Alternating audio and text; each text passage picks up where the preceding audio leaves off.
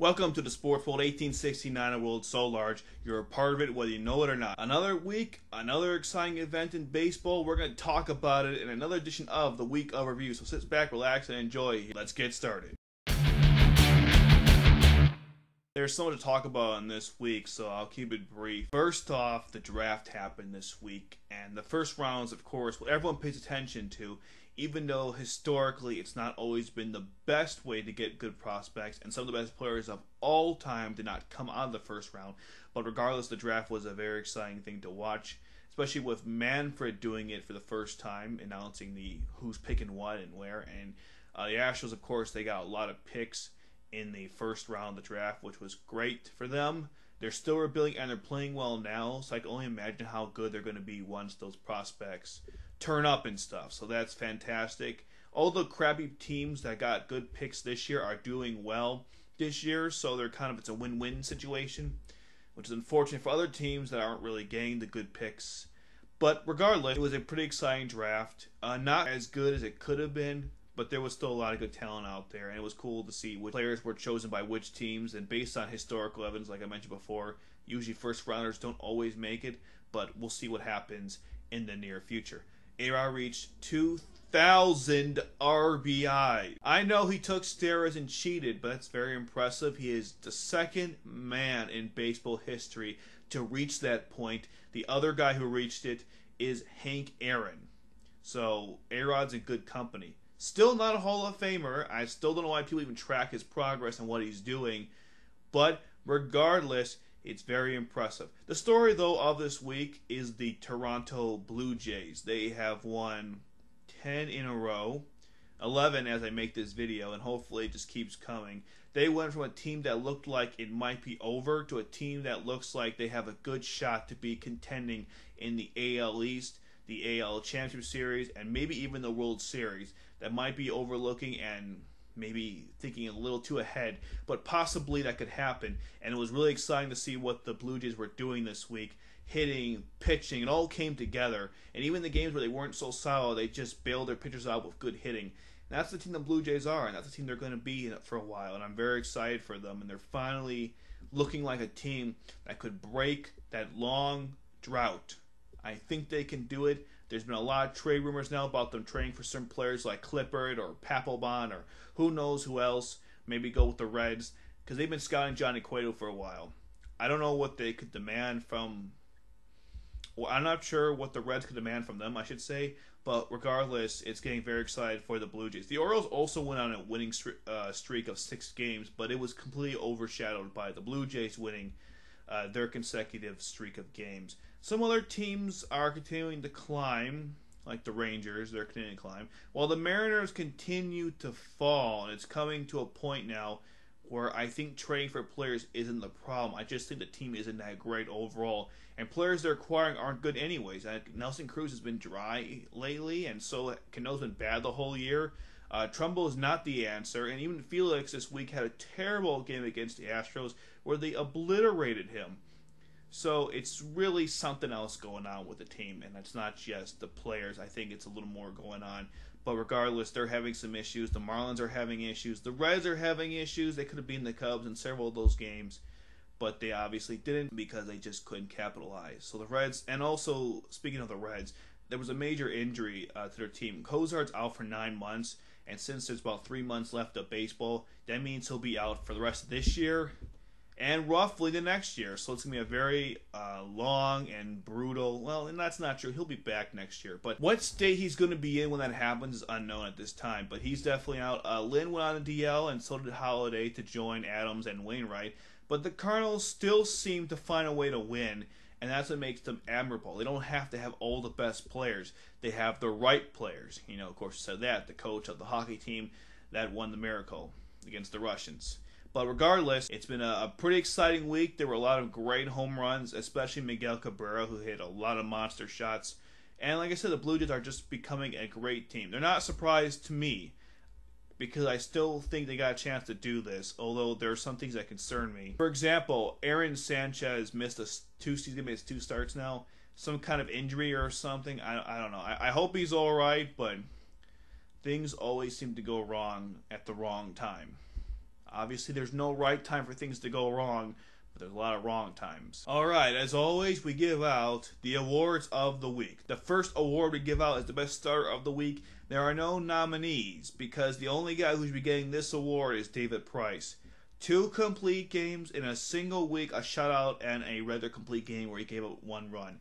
In baseball nowadays, a complete game might as well be a perfect / no-hitter, because it's just as rare, unfortunately, because of the way the game has gone.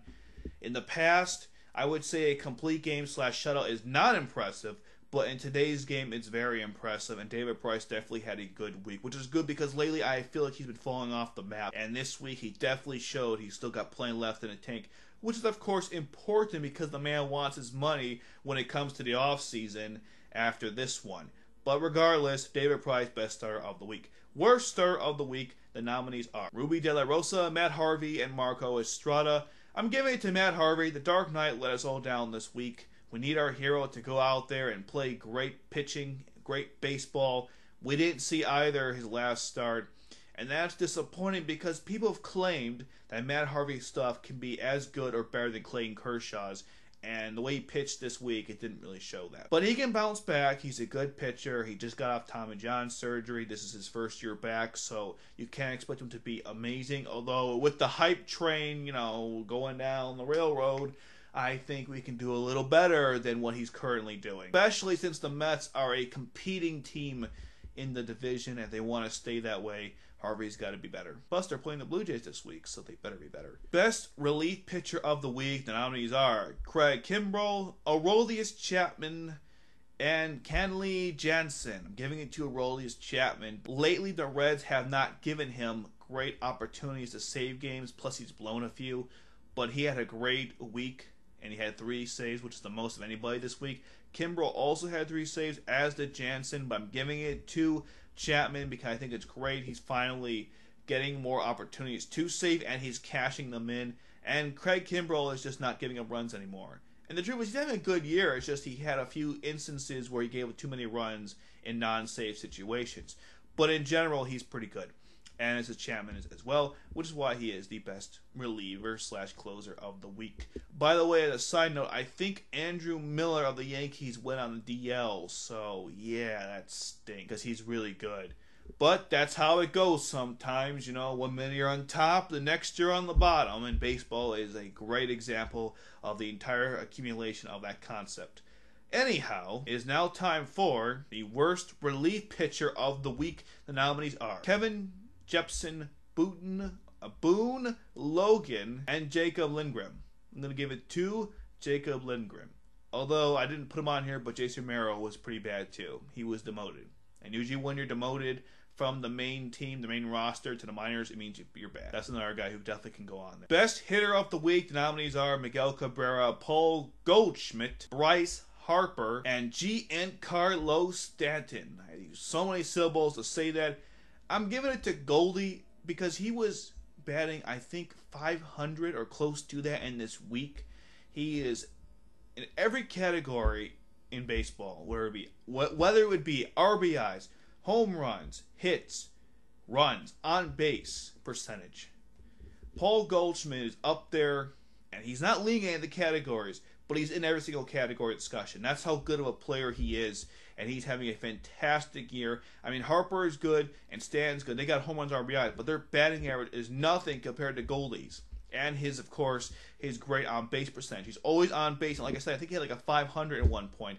Although he's close to that right now. If you look at his current statistics, it's like 475. I mean, the rate he's going, he could easily have a 480, 470. I mean, it seems like every time Paul Goldschmidt is on base or driving in runs or doing something, he's a very patient and solid hitter. And once again, proof to the fact that first rounders are not always the best hitters. He came in the 8th round. So you think about that next time you think that the first rounders are the only good players in baseball. So he had a fantastic week. Other guys I could have put on here included Albert Pujols. He had another fantastic week. Frazier wasn't too bad. DJ LeMahieu continues to be a great hitter for the Rockies. He's, I think, eventually becoming the good player he should be. Nolan Arenado is always great. A very underrated player in my opinion. But that's kind of how baseball is. If you're not really a big market team, your players don't really matter in the great scheme of things. Although not to me, of course, but that's just how it is. And speaking of players who don't matter, here are the worst hitters of the week. We got Chase Utley, Jay Bruce, Mike Zunino, and Omar Infante. And the winner is Chase Utley, because Utley continues to suck every week. I think if I looked at my notes for every single week of the worst hitter of the week, he's on there. He has the lowest batting average, lowest on base. He doesn't do anything. He's not going to be traded. I mean, if he wants to be on a competitive team, this is not the way you do it. You have to actually, be productive. He's not productive on his team or to anybody. He's an easy out and he stinks. He's an okay fielder, but he never really was that quick, so he can't do much of anything except take his money. So if he wants to be traded, he's going to have to play a lot better. But between you and me, that's not going to happen. The best home run of the week was Miguel Cabrera's shot, which went right to the cameraman. It was very impressive. Of course, Stan, every shot he hits is great. Gallo hit another rocket shot in the high second deck of Global Life Park, although I prefer the ballpark in Arlington, but he smacked a big shot of his own. With the awards concluded, that also concludes another edition of the Week of Review. If you liked the video, please throw some heat at the like button. Thanks for watching. Have a great day, and watch some baseball and enjoy it. Take care.